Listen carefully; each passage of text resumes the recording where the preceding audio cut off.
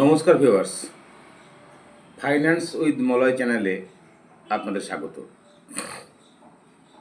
রবিবার সকালবেলায় আমার অ্যাপার্টমেন্টের ব্যালকনিতে বসে এই ভিডিওটি আমি করছি। আগের ভিডিওটিতে আমি বলেছিলাম যে পাশে রেল লাইন স্টেশন দেখেন, ওই ট্রেনের শব্দগুলি মাঝে মধ্যে চলে আসে। তো যাই হোক, আগের ভিডিওতে বলেছিলাম যে কোম্পানির প্রোডাক্টটি আপনার মেন, আর কোম্পানির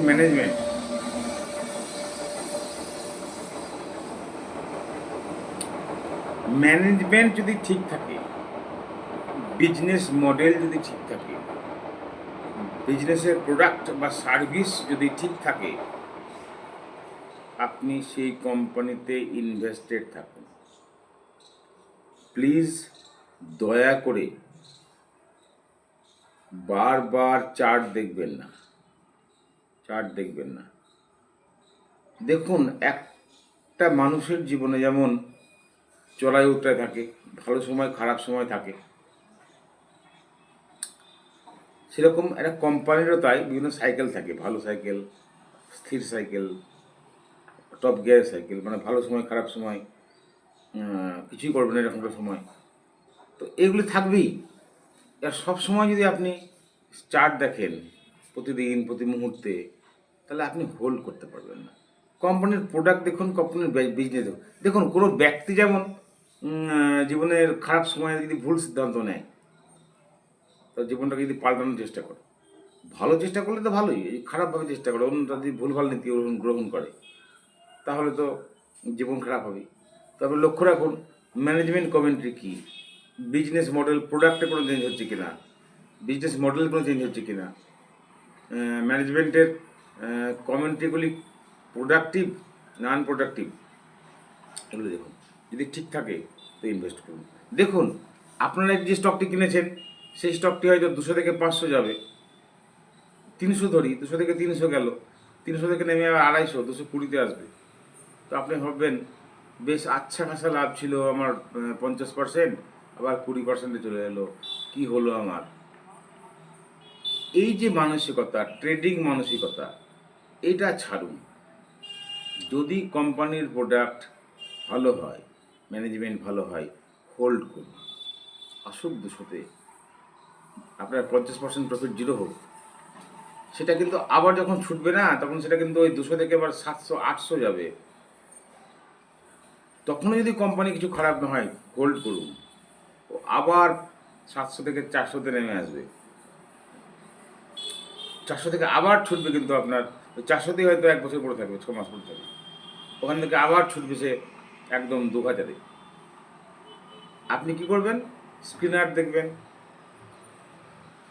এন্ট্রির সময় যা দেখার দেখুন, বাস। তারপরে কিন্তু আপনি ওই বারবার আসা যাওয়া বারবার দেখুন, শুধু কোম্পানিকে দেখুন, কোম্পানির প্রোডাক্ট কোনো চেঞ্জ হয়েছে কিনা, কোম্পানির বিজনেস মডেল চেঞ্জ হয়েছে কিনা, কমেন্ট্রি শেখ আছে কিনা। দেখুন, লং টার্ম ইনভেস্টমেন্ট যে পয়সা দেবে আপনাকে, অনেকে বলেছেন কখন বেরোবো, এই বড় জটিল প্রশ্ন। এটা আপনাকে কেউ শেখাতে পারবে না, কেউ পারবে না। যেমন ধরুন, আপনাকে প্রথমেই কোম্পানির বিজনেস, কোম্পানির প্রোডাক্ট সম্বন্ধে জানতে হবে।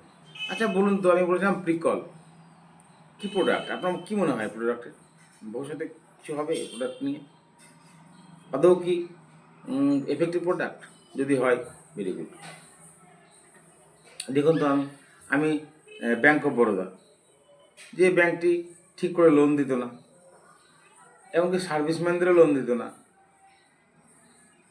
গোল্ড লোন তো ভুলে যান। এখন সেই ব্যাঙ্কটি কীভাবে নিজেকে চেঞ্জ করেছে দেখুন, তো গ্রোথ দেখবেন, পিও ফেভারেবল না। এরা মোটে কিন্তু কোনো বাই, সেল বা হোল্ড রিকমেন্ডেশন নয়। আমি বলতে চাইছি, কোম্পানির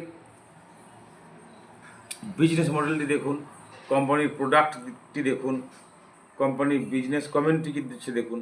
যদি আপনার ভালো লাগে তো হোল্ড করুন, দীর্ঘকাল হোল্ড করুন। যে পয়সা হবে কল্পনা করতে পারবেন না। এবার আপনি আমাকে মধুসূদনবাবু প্রশ্ন করেছেন যে ভালো কোম্পানি খুঁজবো কী করে। তো ভালো কোম্পানি কী করে খুঁজবেন, আপনি কী কোম্পানিতে ইনভেস্ট করতে চাইছেন, কী ধরনের কোম্পানিতে ইনভেস্ট করতে চাইছেন। ধরুন আপনার কোনো চয়েস নেই, প্রোডাক্ট পরে বাঁচবে, আপনি তাহলে মিড স্মল দেখবেন। আমি একটা উদাহরণ দিচ্ছি, এরকম এটা কোনো পার্টিকুলার কোনো ফিক্সড কিছু নয়। ধরুন নিফটি মিড স্মল 400, তো নিফটি মিড স্মল 400 আপনি লিখুন গুগলে, নিফটি মিড স্মল 400 স্টকস, দেখবেন আপনার গুগল দেবে, সেখান থেকে আপনি স্ক্রিনার পেয়ে যাবেন, স্ক্রিনার আপনাকে দিয়ে দেবে। তো স্ক্রিনারে গিয়ে এর প্রত্যেকটা স্টককে আপনি দেখুন, করতে হবে আপনাকে, আপনাকে ওই খড়ের গাদা থেকে ছোঁচ বার করতে হবে, একটু খাটতে দ্বারা আপনাকে হবে। কেউ আপনি কে কী বললো, প্রতিদিন আপনারা দেখছেন ইউটিউবে, মলয়বাবু কী বললো, ওই অমুকটা কী বললো, ওই তমুকজন কী বললো, কে কী স্ট্র্যাটেজি দিল, কী ইএমএ দিল, কী আরএসআই দিল, হ্যাঁ এতে এত পার্সেন্ট রিটার্ন, চমকপ্রদ আপনার দুর্ধর্ষ সব থাম্বনেল, আপনারা প্রলুব্ধ হয়ে পড়ছেন। আপনারা নিজেদের কোনো সিস্টেম বজায় রাখছেন না, এক এক দিন আপনাদের এক এক রকম ভালো মনে হচ্ছে যে এইটাই হয়তো ভালো, এটাতে হয়তো বেশি পয়সা পাবো, এটাতে হয়তো বেশি পয়সা পাবো। দেখুন মার্কেট এমন একটা জায়গা যেখানে ট্রিক্স আর টিপসে আপনার পয়সা হবে না, আপনার নিজস্ব স্টাইল তৈরি করতে হবে আর ইনভেস্টেড থাকতে হবে। Stay invested please. পয়সা নেই, কোনো সমস্যা নেই, কেউ আপনাকে পয়সার জন্য চাপ দেয়নি, পয়সা লাগে না ইনভেস্ট করতে গেলে। আপনি 200, 500, 1000, 2000, 10,000 দিয়ে শুরু করুন না, ধীরে ধীরে প্রতি মাসে মাসে মাসে মাসে মাসে মাসে আপনি অ্যাড করতে থাকুন, দেখবেন আপনি নিজেই বুঝতে পারবেন না কখন ওই 1000, 2000, 500, 2000, 4000 টাকাটা আজ থেকে 2-3 বছর পরে যে কোন একটা অ্যামাউন্টে পরিণত হয়ে যাবে ক্যাপিটালে, সে আপনি নিজেই অবাক হয়ে যাবেন। না আমি গল্প বলছি না, আমি এইভাবেই হয়েছি দাদা, আমার ওই ইনিশিয়াল ক্যাপিটাল কিচ্ছু ছিল না, আমি নিজের অভিজ্ঞতা দিয়ে বলছি। আমি কোনো চমকপ্রদ ঘটনা বলি না, আমার ভিউও বেশি হয় না, আই ডোন্ট কেয়ার আমার ভিউ বেশি হচ্ছে কি না। আমার যে কজন দর্শক আছেন, আমার যে 300, 350, 318 সাবস্ক্রাইবার আছেন, এর মধ্যে যদি এই কজন যদি আমার কথা ভালো করে শোনেন, এই কজনের মধ্যে যদি কেউ যদি আমার কথাটাকে বুঝতে পারেন, তাহলেই আমার এই পরিশ্রম সার্থক হবে।